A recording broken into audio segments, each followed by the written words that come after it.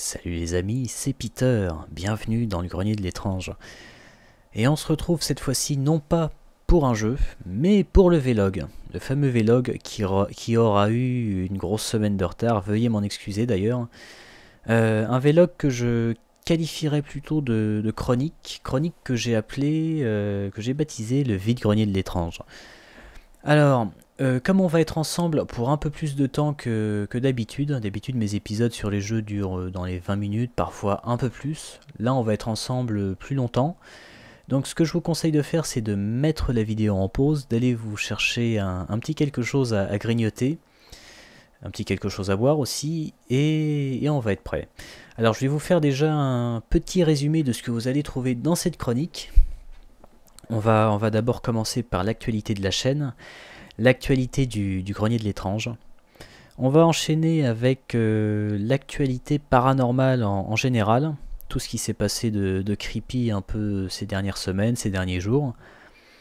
Je vous ai préparé aussi une histoire bien croustillante, une histoire avec des sorcières, une histoire vraie, et une analyse. Alors l'analyse, ça va être la plus grosse partie de notre chronique. Avec beaucoup de vidéos, un peu de photos, et franchement, pour cette partie-là, il y a du lourd.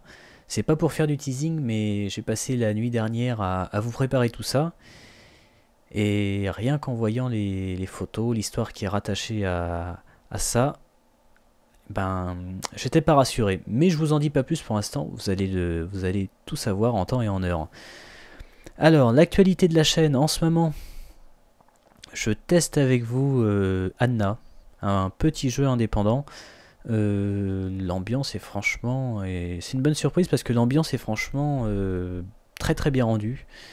En fait, tout joue sur l'ambiance avec ce jeu. Il n'y a pas d'ennemis, la seule chose qu'il y ait dans le fond, c'est des énigmes. Mais il y a tout ce qui tourne autour, les bruits, les effets spéciaux qui plongent le joueur dans l'ambiance, dans une ambiance un peu malsaine, et c'est franchement bien rendu. Le seul point noir pour moi, c'est les énigmes. Les énigmes, comme vous avez déjà pu le voir d'ailleurs, sont un peu tordues, même si je m'y attendais puisque j'avais lu ça un peu partout sur le net.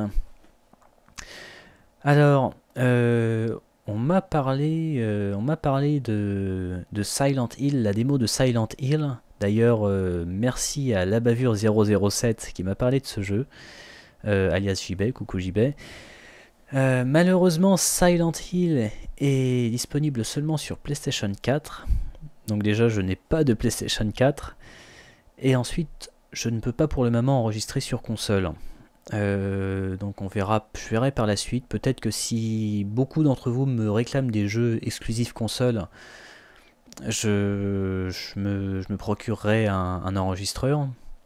On verra à ce moment-là, on verra, ça peut être intéressant aussi. L'épisode 5 d'Anna est déjà enregistré. Je vous le proposerai donc la semaine prochaine. Entre temps, je vais vous proposer un nouveau jeu, un nouveau petit jeu, un jeu indépendant aussi.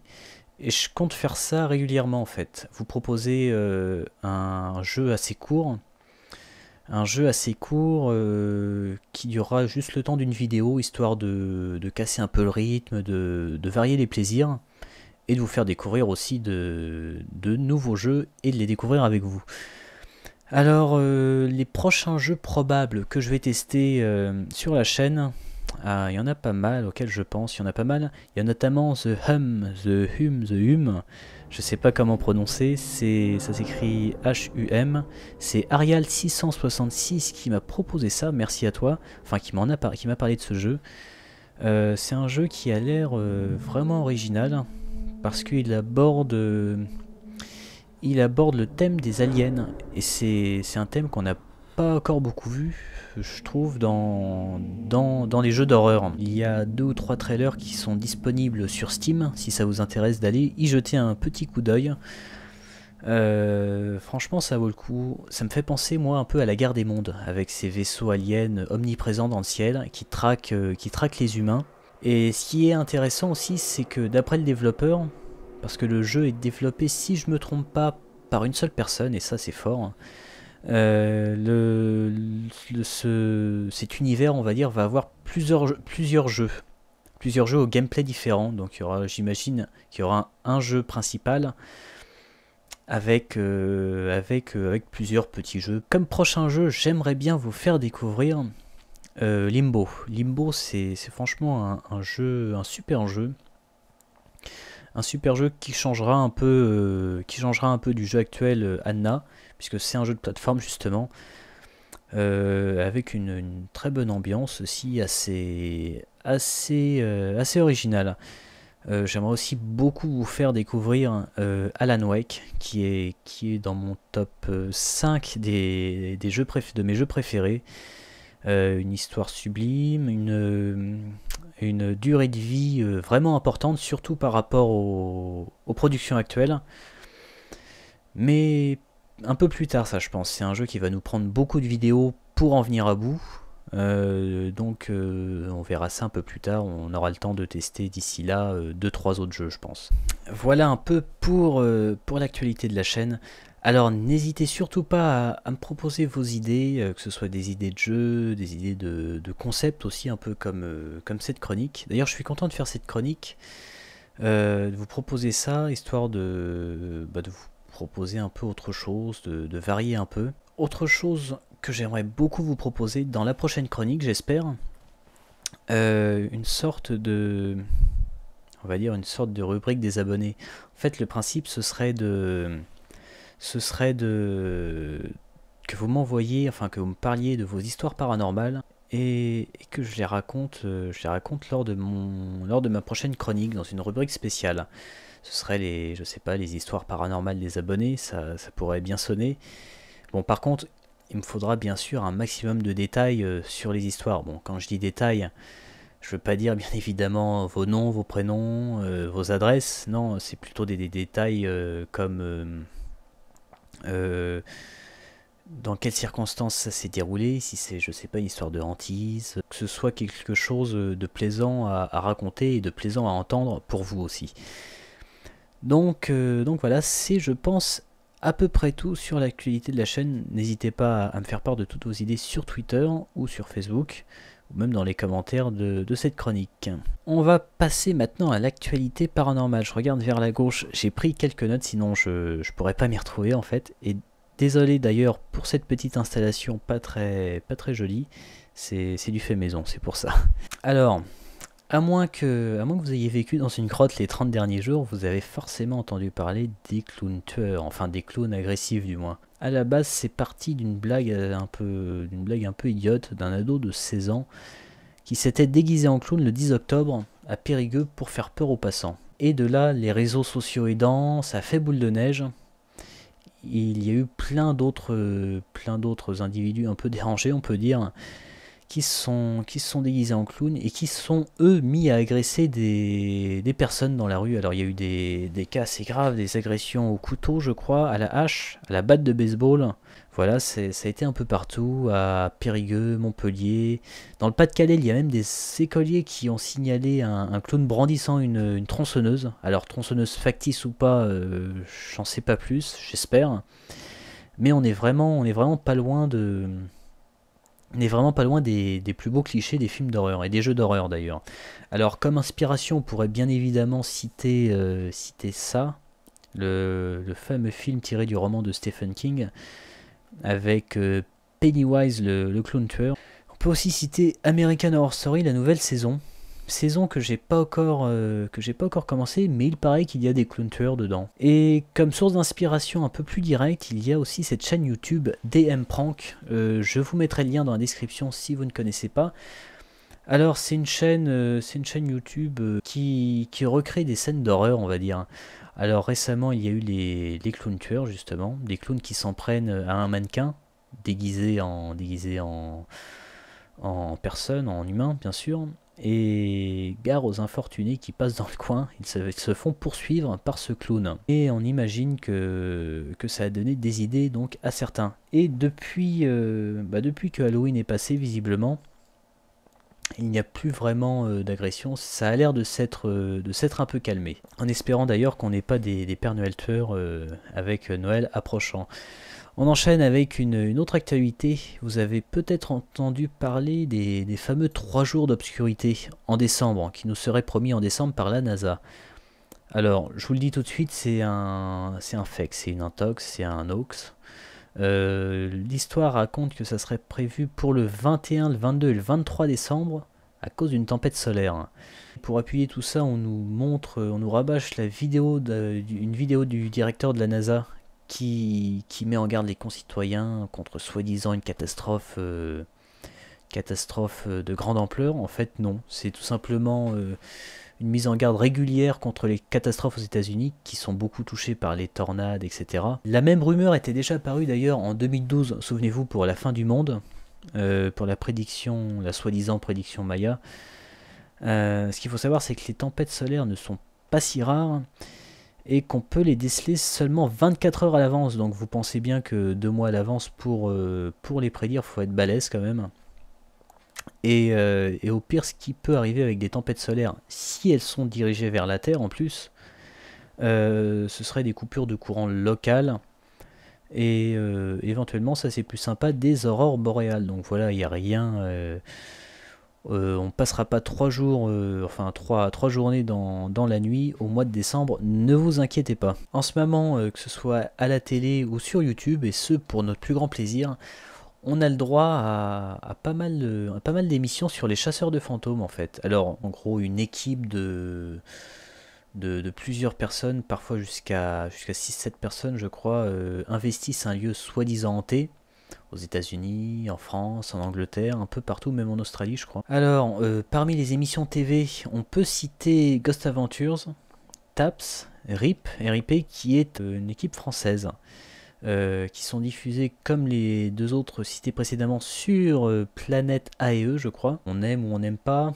Personnellement je pense que malheureusement il y a beaucoup de choses là-dedans qui sont un peu jouées. Même je doute de la crédibilité, enfin je doute de certaines preuves qui nous sont montrées. Dites-moi d'ailleurs ce que vous en pensez personnellement dans les commentaires. On pourra discuter un peu de ça, que ce soit sur Twitter, Facebook ou sur YouTube. Plus récemment, sur YouTube sont apparus aussi des chasseurs de fantômes. Et là, c'est là où je trouve ça un peu plus, comment dire, un peu plus intéressant, un peu plus authentique. Alors, il y a bien évidemment le Grand JD. Alors, le Grand JD, j'accroche pas forcément à son approche. En fait, lui, il y va un peu à la déconnade. Il en faut pour tous les goûts, vous allez me dire. Il va dans des ruines abandonnées, dans une forêt hantée au Japon. C'est intéressant, franchement je regarde ses vidéos avec plaisir quand même, mais il prend un peu trop ça à la rigolade, c'est dommage, ça manque un peu de sérieux en fait. Il y a The Believers aussi, une équipe française aussi, qui eux sont présents sur Vimeo. Alors leurs vidéos sont payantes, je n'ai pas encore regardé leurs vidéos, je préparerai ça sous peu. Ça a l'air d'être assez intéressant d'après ce qu'on peut voir sur leur trailer. Et ensuite il y a Gus. Pour moi c'est lui qui produit les émissions les plus intéressantes, tout confondu, YouTube et télé. Gus à la base c'est un YouTuber gaming, donc qui était spécialisé sur Minecraft. Et qui s'est dit un jour, tiens, j'aimerais bien tenter la chasse aux fantômes. Il n'était pas sûr d'avoir des résultats à la base. Je m'appelle GusDX. Je suis ce qu'on appelle un chasseur de fantômes. Mais pas un chasseur de fantômes comme les autres. Je me déplace seul, avec mon matériel, sans accompagnateur et sans équipe technique. Et je me rends dans des... Et il se trouve qu'à sa première vidéo, sa première enquête, il a eu des résultats assez probants. Il a eu des bruits de pas, des voix dans la Ghostbox. La Ghostbox, c'est une radio modifiée qui balaye toutes les fréquences très rapidement. Et soi-disant, d'après les chasseurs de fantômes, on pourrait entendre des voix d'entités, des voix désincarnées. Bref, vrai ou pas, ça c'est un autre débat. Toujours est-il qu'il a eu pas mal de résultats. Je vous incite à aller voir sa chaîne. Des vidéos très très intéressantes, franchement, surtout sa deuxième, des images assez impressionnantes, assez flippantes aussi. Je pense que ce qui différencie Gus on va dire des émissions de chasseurs de fantômes conventionnelles, Lui, contrairement aux autres qui arrivent à 3, 4, 5, 6, 7 dans un lieu, lui, il y va tout seul. Il y va tout seul avec son couteau et son sac à dos. Il y va tout seul et c'est un peu ça qui participe au côté authentique en fait. On a l'impression de vivre l'expérience à sa place, c'est ça qui est assez intéressant. Vous savez, il se filme un peu à la manière de Antoine de Maximi, ce reporter qui fait un peu le tour du monde et qui se filme dans différentes situations. Il a une caméra qui le filme lui, il a une caméra épaule qui filme ce qu'il voit. Et ça franchement c'est très intelligent et c'est assez intéressant à voir.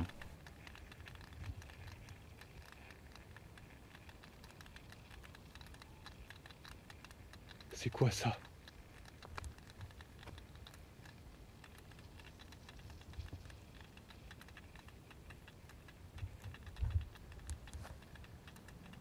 Qu'est-ce que c'est que ce bruit? Merci d'ailleurs à Gus de m'avoir permis d'utiliser quelques secondes de ces émissions Chasseurs de fantômes comme illustration. J'aurais bien aimé analyser certaines de ces images qui sont très intéressantes, mais malheureusement j'ai pas encore eu de réponse par rapport à ça de sa part. J'essaierai de le relancer, peut-être que ce sera pour la prochaine chronique, j'espère. D'ailleurs, Gus a fait visiblement des émules sur YouTube. Beaucoup se sont inspirés de son travail, avec plus ou moins de professionnalisme et plus ou moins de sérieux. Notamment Globtopus. Alors Globtopus qui est lui aussi un YouTuber gaming, on va dire. Qui réalise des chroniques sur les jeux rétro. Il a réalisé des chroniques sur jeuxvideo.com d'ailleurs. Il a décidé pour le jour d'Halloween, le 31 octobre, il a décidé de réaliser une vidéo où il irait seul dans des souterrains d'une ancienne mine, enfin d'une ancienne carrière, je crois, hantée. Franchement, c'est à voir. C'est assez différent de Gus. Il y a moins d'analyse, on va dire, d'analyse paranormale. Il se contente de marcher dans les souterrains, dans le noir complet. Enfin, il a quand même sa caméra, parfois en mode vision de nuit, parfois avec sa torche. Il décide même d'y dormir 1 heure.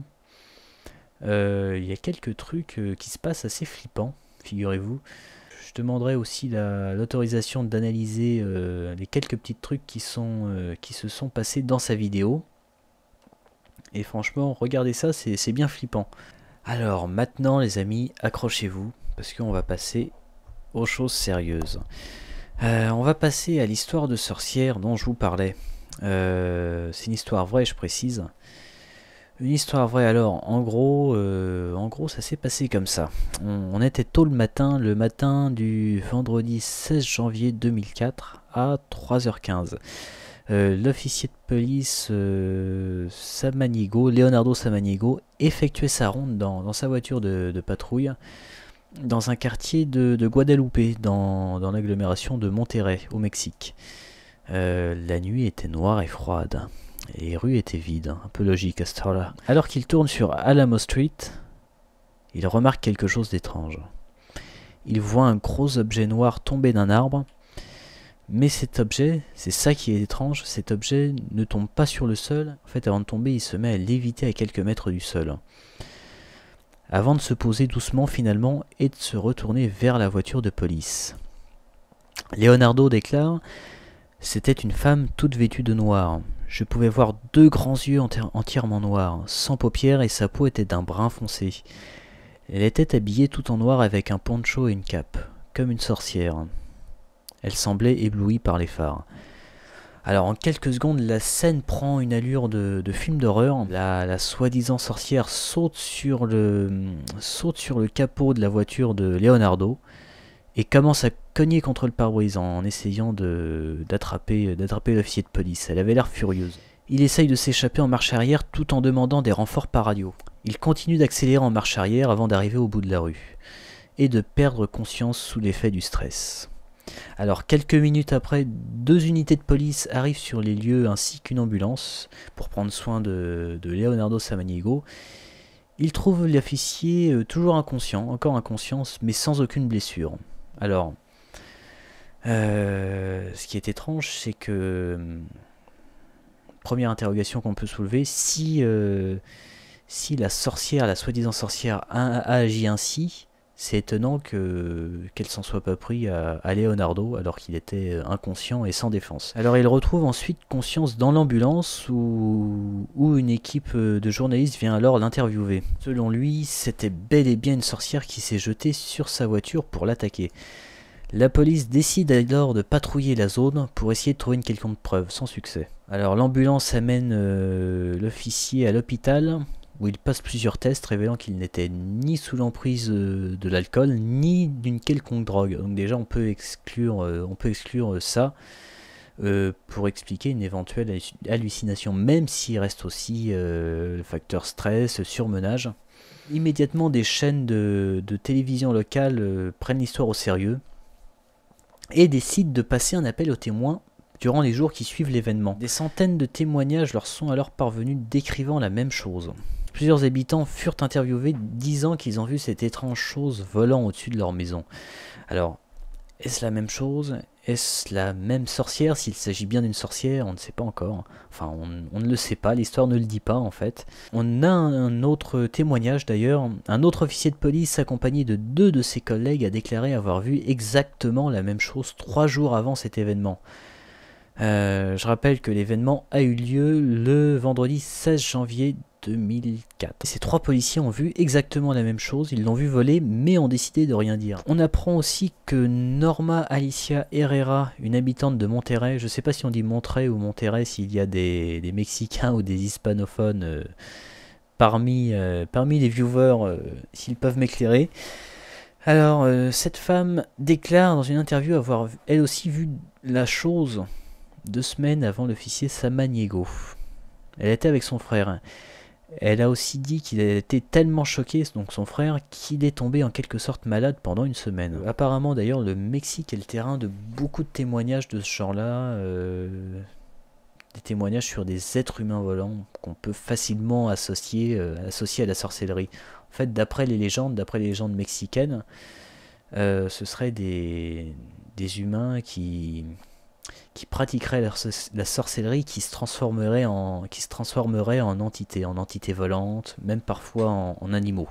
Alors, on a un autre témoignage un peu plus récent cette fois, puisque ça se passe en 2006. Ça se passe en 2006, toujours un autre policier, toujours dans la même agglomération de Monterrey, Gerardo Garza Carvajal, qui déclare avoir vu 2 sorcières volant au-dessus d'un cimetière. C'était la nuit, encore une fois.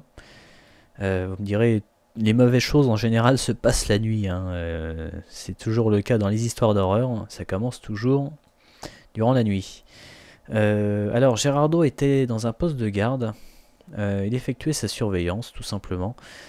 Il raconte: j'ai soudainement entendu des bruits, comme si des pierres étaient jetées contre la porte. Je suis sorti pour voir ce qu'il se passait et c'est là que j'ai vu 2 sorcières.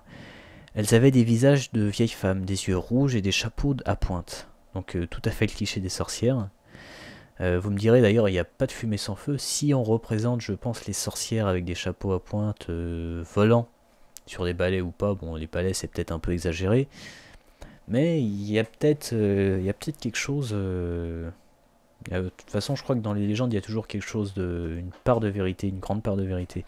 Donc elles avaient également des ailes et des griffes aux extrémités. Elles ont commencé à rire d'une manière affreuse, et je suis rentré dans le poste de garde, où j'ai continué à regarder par l'œilleton de la porte.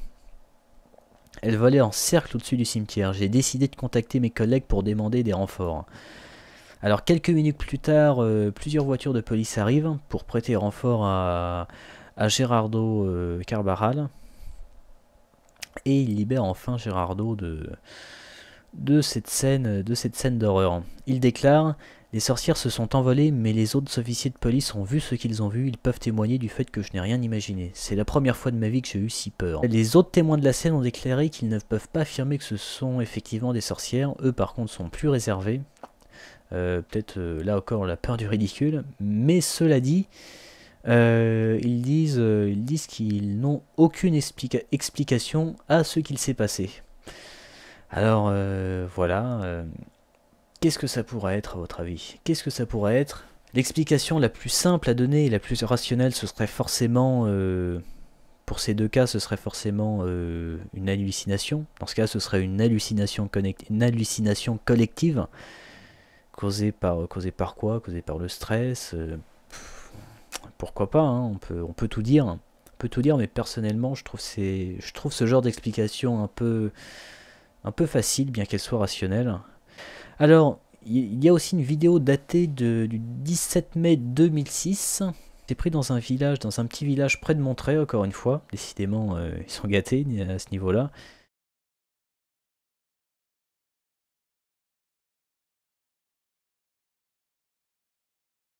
Alors, on peut voir un être humain, enfin ce qui ressemble à un être humain d'ailleurs. On pourrait même distinguer comme un poncho ou une cape. C'était dans une posture comme si en effet, comme si cet être humain volait sur un bâton, sur un balai, qui vole de manière très très régulière à travers les montagnes. On pourrait estimer la distance à, je sais pas, peut-être 300 mètres, 500 mètres, peut-être plus, je sais pas du tout. Sans référentiel, c'est assez dur à dire. On a avancé la thèse d'un ballon qui serait tiré par un fil. Ça me paraît très tiré par les cheveux parce que de une, déjà, on voit, enfin, que le ballon soit tiré par un fil. Déjà, il n'y a personne au sol qui pourrait faire ça. On le verrait forcément. Ça passe à travers les montagnes, ça passe dans des creux même. On peut aussi dire que c'est des ballons qui soient portés par le vent, des ballons qui auraient une drôle de forme déjà. Qui avancerait aussi régulièrement, je pense pas que ce soit possible honnêtement. La seule explication qui pourrait tenir la route, ce serait un espèce de mannequin sur un drone. Ce qu'il faut savoir, c'est que les drones en 2006, c'était beaucoup moins, voire pas du tout, je crois, démocratisé par rapport à maintenant, où on en voit, tout le monde peut s'en procurer. Donc voilà, deux témoignages et une vidéo intéressante que je voulais vous proposer. Alors là les amis, on arrive dans la dernière partie de ce vide-grenier de l'étrange, qui j'espère vous aura plu, mais le meilleur est à venir, vous allez voir. Puisque c'est la partie analyse, on va analyser plusieurs vidéos, mais derrière toutes ces vidéos, il y a une histoire que je vais vous raconter, maintenant. Si je vous dis le fantôme du garde-manger, vous pensez à quoi? Moi, j'avoue que je penserais plutôt comme ça à un conte pour enfants peut-être, un conte pour enfants, une creepypasta. Et ben en fait, c'est une histoire vraie. Enfin, apparemment, ça nous est raconté comme étant une histoire vraie. Tout ça prend place d'ailleurs dans une famille de San Diego en Californie. Un père de famille, John, donc qui vit avec sa femme Jody et sa fille Ariana, découvrait tous les matins la porte de son garde-manger ouverte. Le phénomène s'est renouvelé, toujours cette porte du garde-manger ouverte alors qu'elle était censée être fermée depuis la veille au soir. Alors John, qu'est-ce qu'il fait? Il décide de placer une caméra qui va enregistrer de 23h à 5h du matin, qui va enregistrer cette porte en continu, enfin toute la nuit, pour voir comment ça se fait que cette porte s'ouvre. Alors dans cette première vidéo qu'on va voir, que je vais vous montrer tout de suite, qui date donc du 17 janvier 2007, on voit la porte s'ouvrir toute seule.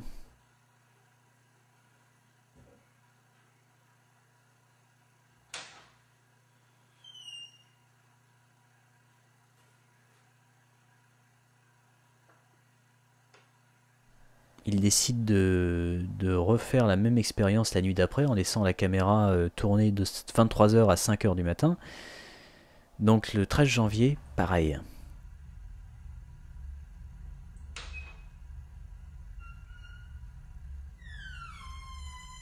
Le 14 janvier, pareil.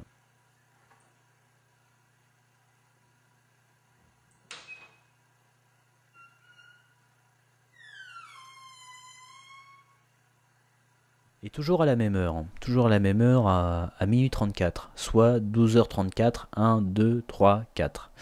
Coïncidence? je ne sais pas. C'est vrai que pour l'instant, on peut imaginer rien de très impressionnant. En fait, on peut imaginer que c'est quelqu'un qui tire à la porte, qui serait mal enclenché, qui la tire avec une ficelle, un fil de pêche invisible sur les vidéos. John décide alors de revisionner des vidéos de famille qu'il avait faites par le passé, 5 mois auparavant. On voit John en train de filmer toute sa petite famille. Et regardez attentivement. My dad is in town. Mike Webb, say hello. Hello, say hello. Hello, and my new mom. Can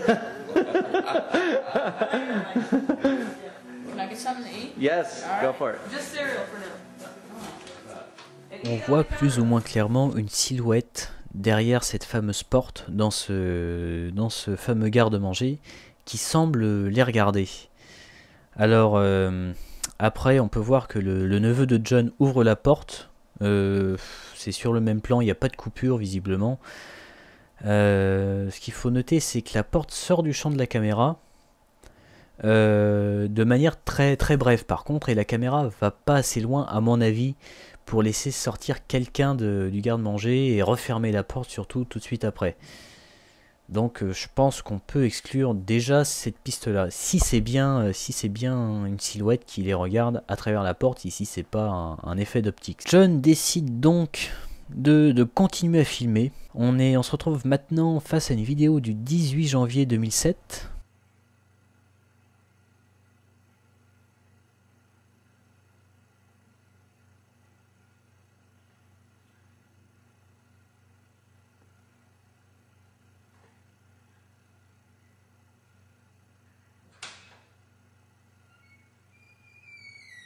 Et là, comme vous pouvez le voir, juste avant que la porte s'ouvre, cette fois on voit comme un visage s'appuyer sur la vitre. Un visage qui d'ailleurs à peu près à la hauteur de la silhouette qui regardait la famille. Le propriétaire sur cette dernière vidéo qu'il a mise en ligne avec les autres sur YouTube, il nous indique qu'il cherche à vendre la maison tout simplement. Dans la vidéo qui suit, on monte d'un cran déjà niveau stress, niveau manifestation paranormale. C'est déjà beaucoup plus intéressant. Alors, on est le 20 février 2007. Jody et Ariana, sa femme donc et sa fille, sont partis en visite chez de la famille. Il reste seul dans la maison et décide de filmer lui-même, caméra au point, la porte à l'heure fatidique, c'est-à-dire minuit 34. Et je vous laisse voir la suite par vous-même, c'est vraiment très très impressionnant.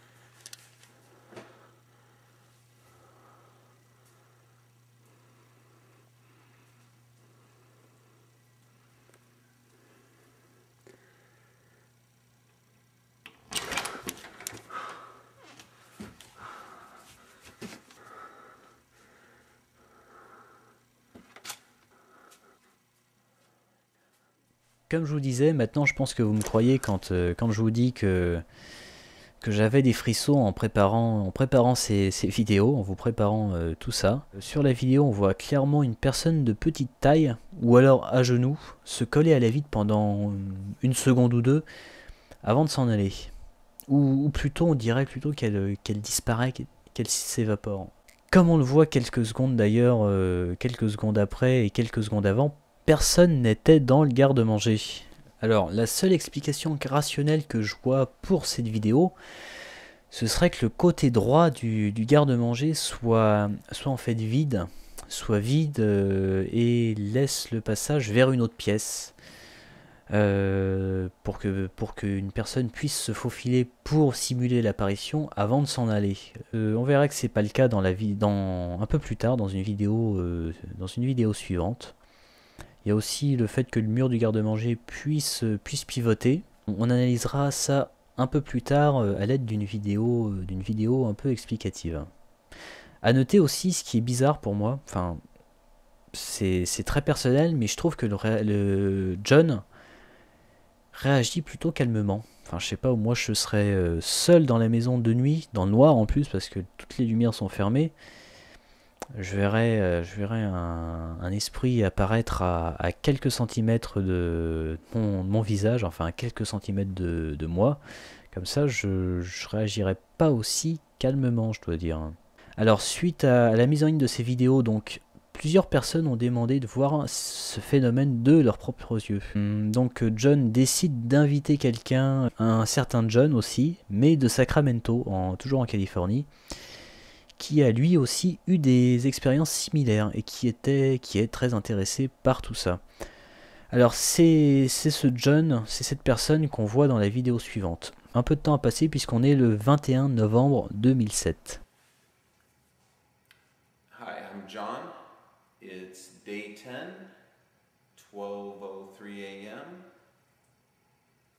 Still nothing happening.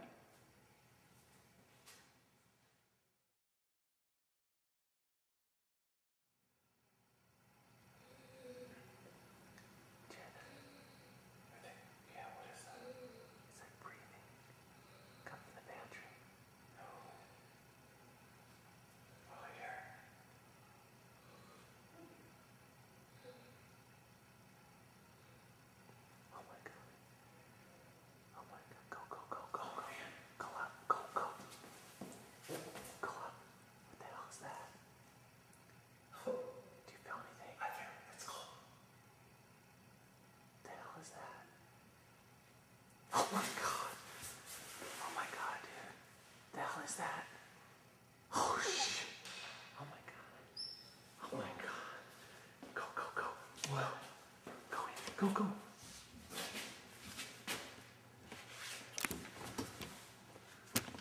Dude. Look out, look out, look out. Oh my god. What the? I don't know. That's crazy. Dude.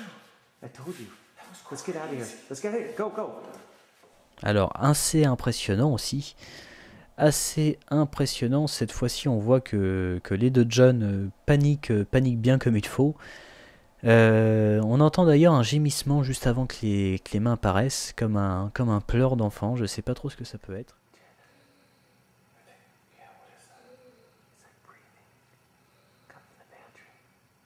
D'ailleurs les mains sont plutôt petites, on les voit par rapport à l'invité. Sûrement des mains d'enfant, je sais pas, et encore ça paraît très très petit. Première chose que je me suis dit en voyant pour la première fois ces vidéos, c'est pourquoi ne pas avoir placé une caméra à l'intérieur du placard. Peut-être que John n'y a pas pensé, tout simplement. On peut pas penser à tout.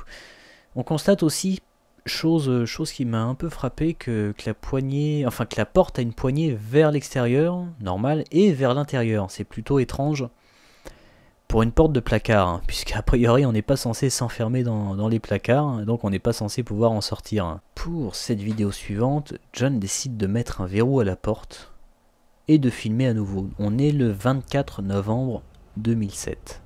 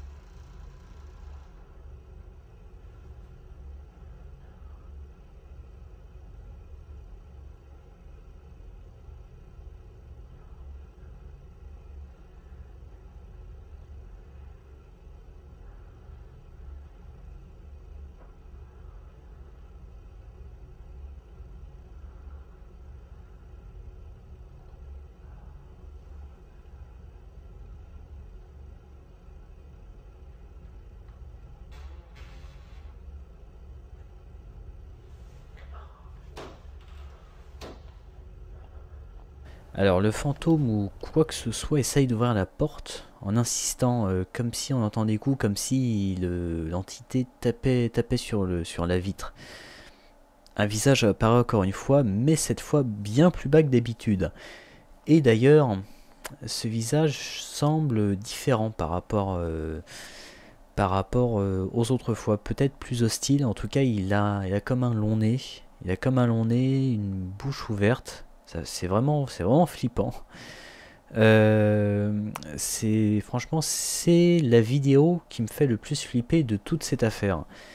Alors, ce qui m'a fait un peu bizarre, c'est qu'il zoome sur cette partie de la porte bien avant que le visage apparaisse, comme s'il savait qu'il allait apparaître là, alors qu'avant c'est beaucoup plus haut. Je trouve ça juste un peu bizarre. Alors coïncidence ou pas, je sais pas.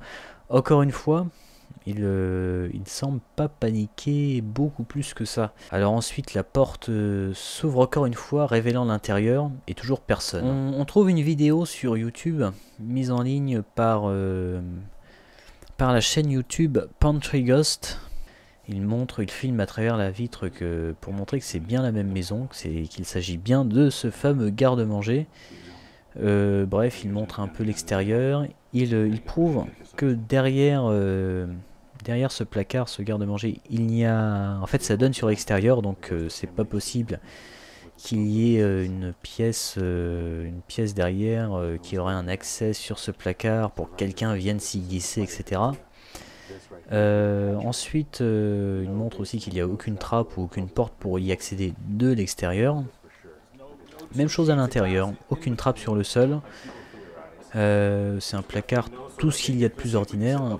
La seule interrogation pour ma part, ce serait de savoir s'il y aurait une trappe en haut. Ça il ne le montre pas. Alors, il y a eu forcément, pour toute vidéo paranormale qui fait un peu de bruit, il y a eu une tentative on va dire, de ce qu'on appelle un débunkage, donc quelqu'un qui essaye de prouver que c'est truqué. Donc alors selon cette vidéo, il n'est pas question de trappe ou de passage dérobé dans le placard, c'est juste Ariana, la fille de John, qui jouerait le rôle du fantôme. Je trouve ça franchement tiré par les cheveux. Ça doit être une petite fille. D'ailleurs c'est vrai que l'apparition derrière la porte a la taille d'une petite fille, ou d'un petit garçon d'ailleurs. Je vois pas comment une petite fille pourrait se cacher aussi bien sur la droite du placard, sachant que c'est quand même assez étroit. Deuxième option proposée par cette personne, ce serait une retouche vidéo en fait. Lorsque la porte s'ouvre, Ariana s'en va par le dessous et est cachée par un effet spécial en fait, ce qu'il appelle un empty frame. C'est une partie de l'image, découpée préalablement et qui est apposée sur cette vidéo pour faire penser qu'il n'y a rien derrière en fait, voilà. Donc voilà, après on peut voir dans les premières vidéos une masse sombre en bas du placard, c'est vrai. Est-ce qu'il s'agit de la petite fille? Vu la qualité de la vidéo, surtout de nuit, c'est difficile à dire honnêtement. Après ça reste à la même place tout au long des 3 premières vidéos. C'est ça qui me fait dire que ça peut pas être... Enfin, ce serait étonnant que ce soit la fille. Sans compter le fait que John sera un peu stupide de laisser une preuve aussi flagrante s'il avait décidé de faire un fake. Suite à tout ça, Jodie et John décident de retirer la porte du garde-manger.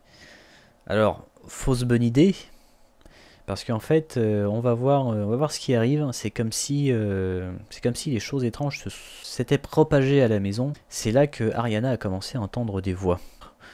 On voit dans cette vidéo, on voit donc Ariana jouer à cache-cache dans sa chambre.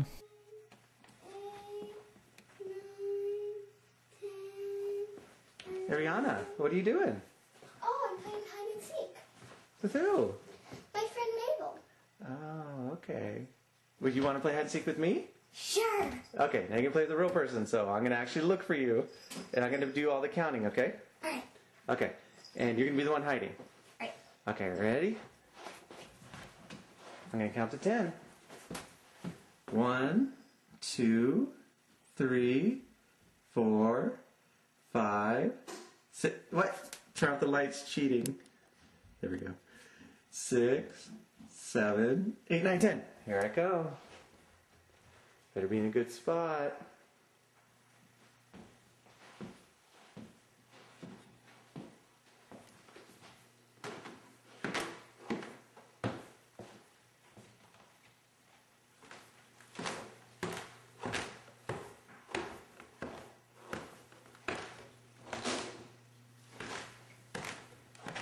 Where are you?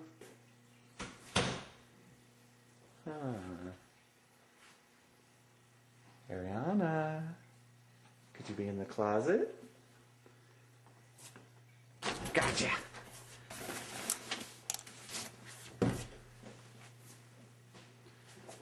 Ariana?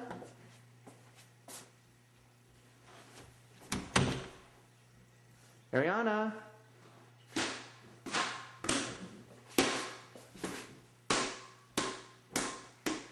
Ariana?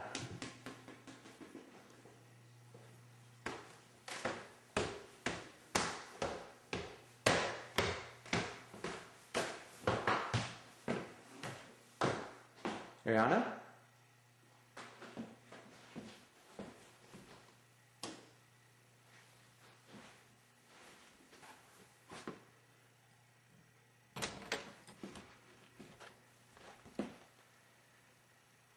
Ah, I see you behind the dresser.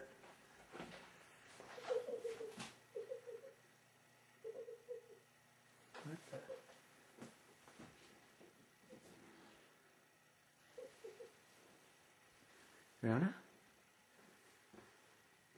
You found me. Oh, what? Did Mabel tell you where I was? What? Let's get out of here. Mabel, ce serait le nom du fantôme en fait. On va le voir un peu plus tard. Plusieurs choses me font un peu bizarre dans cette vidéo. Déjà, on dirait que la petite fille joue un rôle.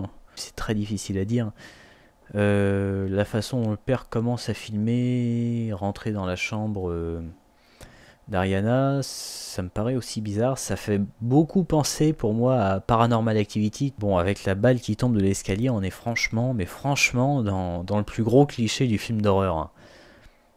Après, je dis pas que c'est faux. Je dis juste que ça fait vraiment très très cliché. Alors, à noter les yeux du chat, j'imagine, sur le meuble près du placard de la petite fille. On voit ensuite devant ce même placard un bras, comme si un bras ou une jambe qui s'abaisse, comme si c'était un enfant qui abaissait une jambe ou un bras. Bon, déjà c'est pas Ariana puisqu'elle est sous la, pas sous la couette, sous les draps. Alors qu'est-ce que ça pourrait être? Peut-être un... Dans l'hypothèse où ce soit un fake, ça pourrait être un autre enfant tout simplement qui se cache là. Ou peut-être est-ce que c'est le fantôme Mabel? Suite à tous ces événements, ils ont engagé une médium du coin, une vieille dame, une vieille femme qui s'appelle Penny, et qui aurait le don de voir les entités et de les représenter sur peinture.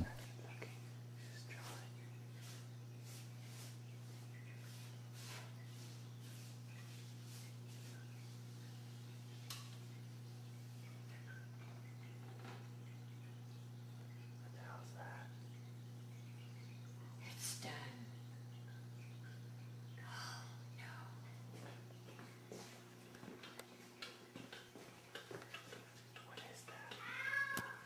Ariana?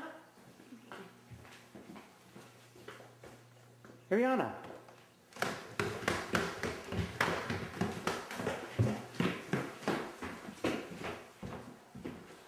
Are you okay? Mabel pulled my hair. Oh no. What was that?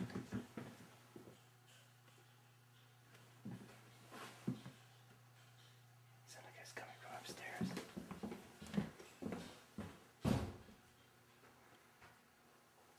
What is that?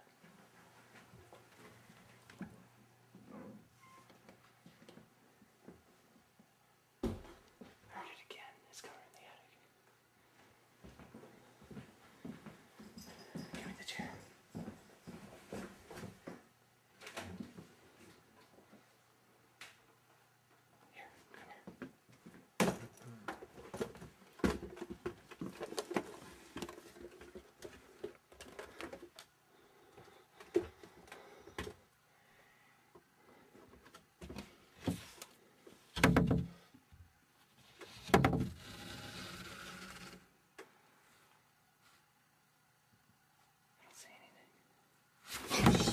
Dans la suite de la vidéo, on peut voir que le père filme une apparition dans le grenier.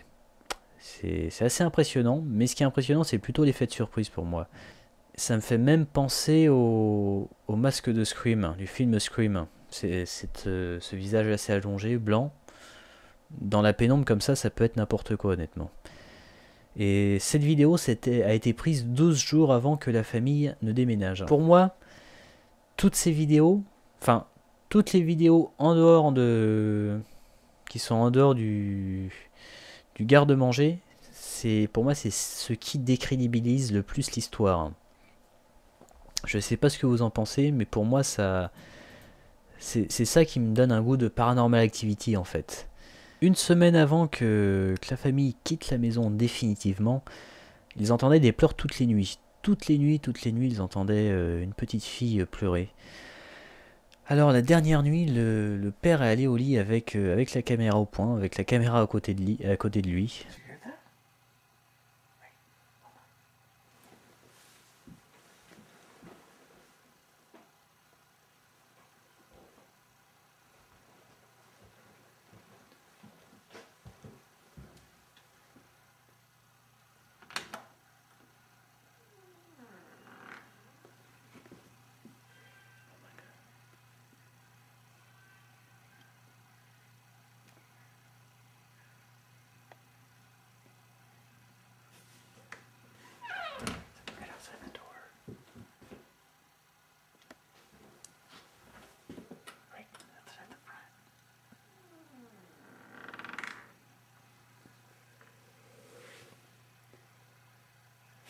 Encore une fois, plusieurs choses me paraissent bizarres dans cette vidéo.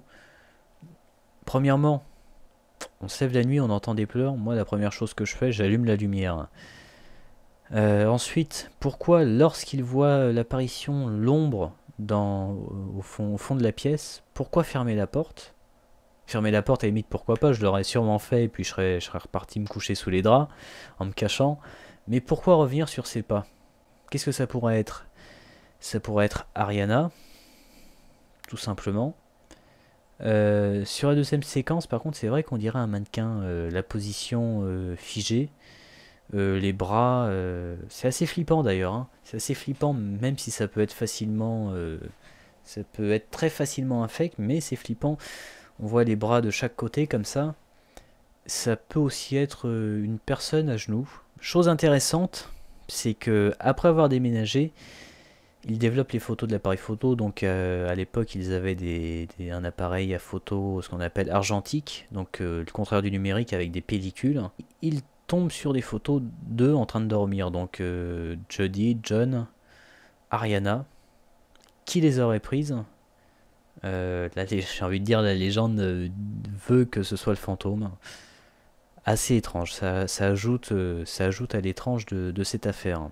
Après voilà, j'en sais pas plus, je sais pas si cette maison est inhabitée ou accueille maintenant une autre famille. Ce serait intéressant de le savoir. Malheureusement, bien sûr, l'adresse n'a pas filtré sur internet, forcément.